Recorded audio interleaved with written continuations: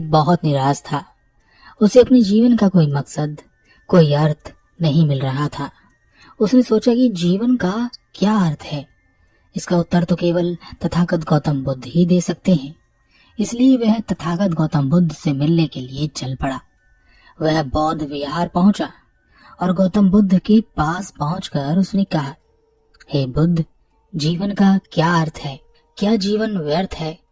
जीवन में चारों ओर निराशा ही निराशा हाथ क्यों लगती है?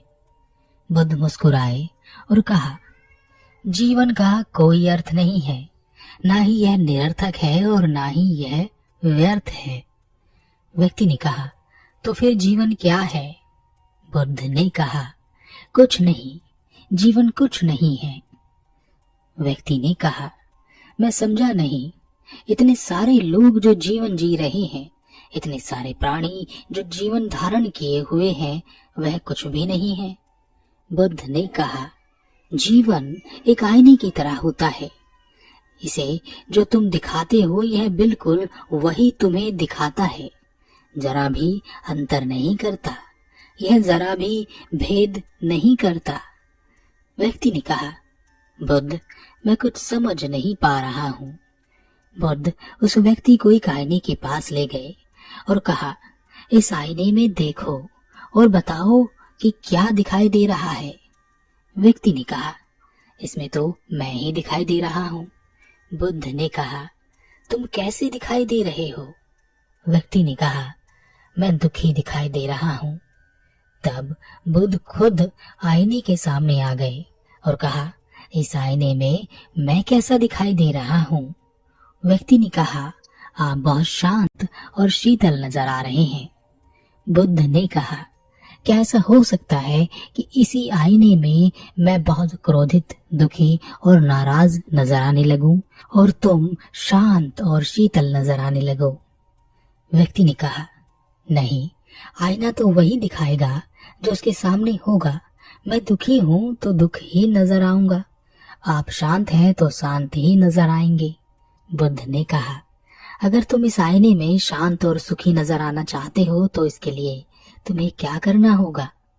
व्यक्ति ने कहा, मुझे खुद को शांत और सुखी करना होगा, तभी इस आईने में मैं शांत और सुखी नजर आ सकता हूँ। बुद्ध ने कहा, क्या ऐसा ना हो सकने की स्थिति में आईने की कोई गलती है?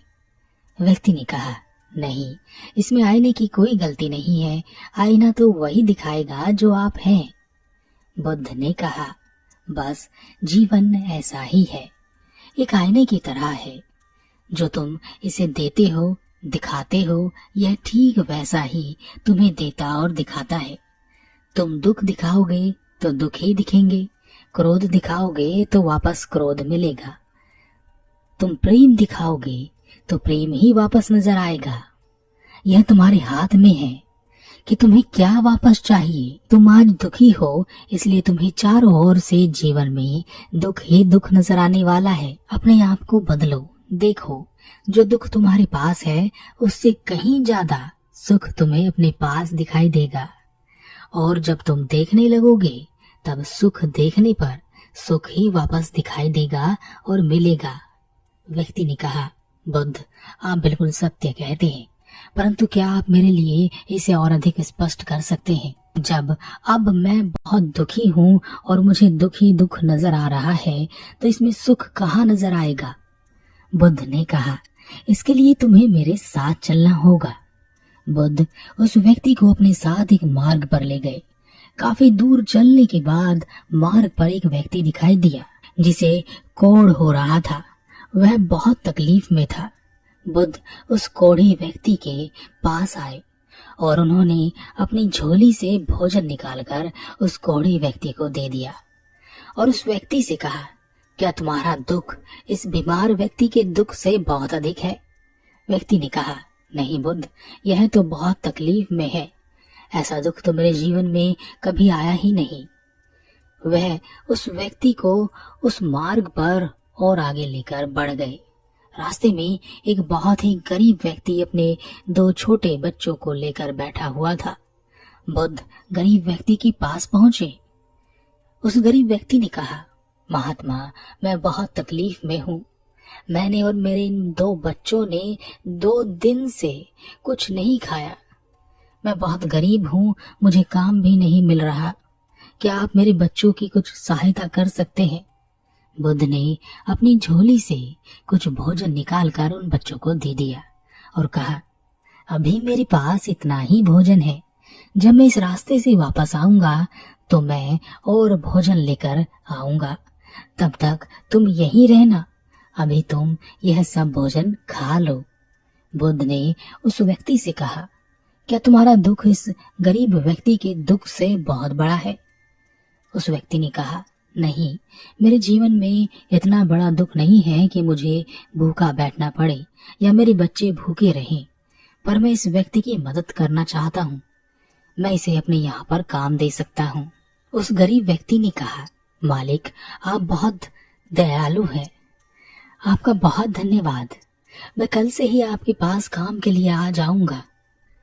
बुद्ध उस व्यक्ति को लेकर उस मार्ग पर और आगे बढ़ चले। रास्ते में उन्होंने देखा कि एक व्यक्ति अकेले में बैठा रो रहा था। उस व्यक्ति को रोता हुआ देखकर बुद्ध उसके पास पहुंचे और उससे पूछा, क्या हुआ? तुम क्यों रो रहे हो?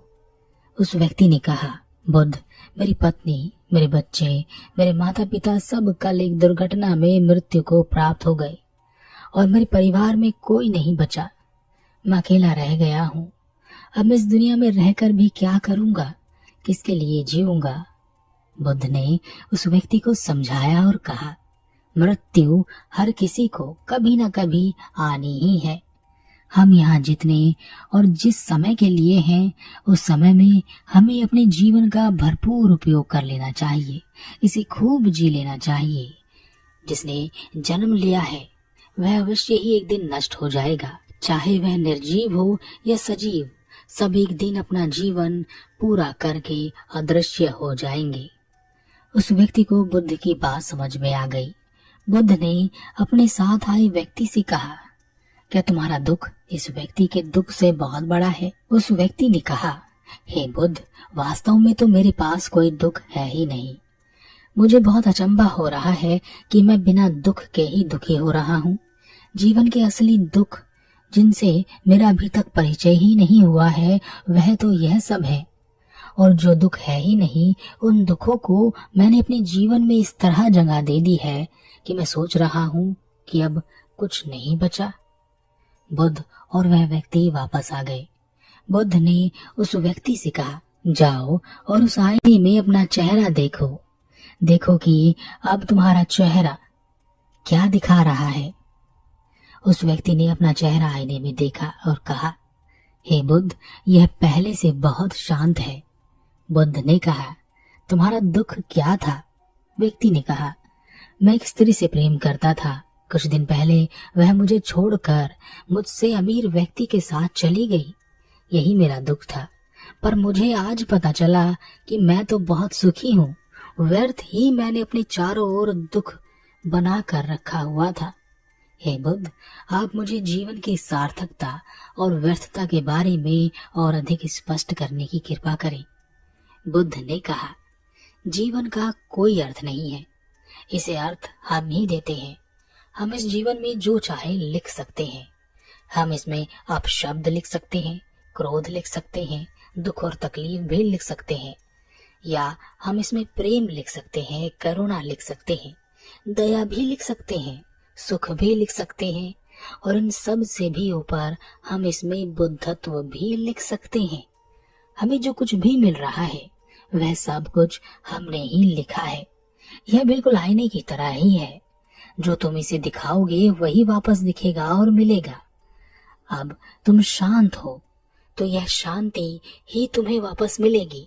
कोई उपाय ही नहीं है कि तुम्हारे अशांत हुए बिना यह जीवन तुम्हें अशांति दे सके, तुम्हारे दुखी हुए बिना यह जीवन तुम्हें दुख दे सके, तुम्हारे असफल हुए बिना यह जीवन तुम्हें असफलता दे सके, तुम्हारे क्रोधित हुए बिना यह जीवन तुम्हें क्रोध दे सके। ऐसा संभव हो ही नहीं सकता। तुम अपने आप को क्रोध देते हो, दुख देते हो, अशांति देते हो। जैसे तुम्हारे जीवन से उस स्त्री के चले जाने का दुख, तुमने उसके लिए अपने आप को दुख दिया और तुमने चारों ओर से दुख पाया, तुम्हें दुख ही मिला, जबकि वह कोई दुख भी नहीं था। ठीक इसी प्रकार जीवन का अर्थ हम खुद ही लिखते हैं। हम इसे जैसा चाहे वैसा लिख सकते हैं। सब हमारे हाथों में ही है। हम जीवन भर व्यर्थ की चीजों को अपने जीवन में लिखते हैं। सारी व्यर्थ की चीजें होती हैं और उन व्यर्थ की चीजों में हमें बहुत रस आता है। तभी जीवन के अंत में हमें व्यर्थ जीवन ही दिखाई देता है। सार्थक चीजों को अपने जीवन में लिखो, उन्हें लेकर आओ, तब तुम्हारा जीवन सार्थक ही नजर आएगा, सार्थक ही होगा।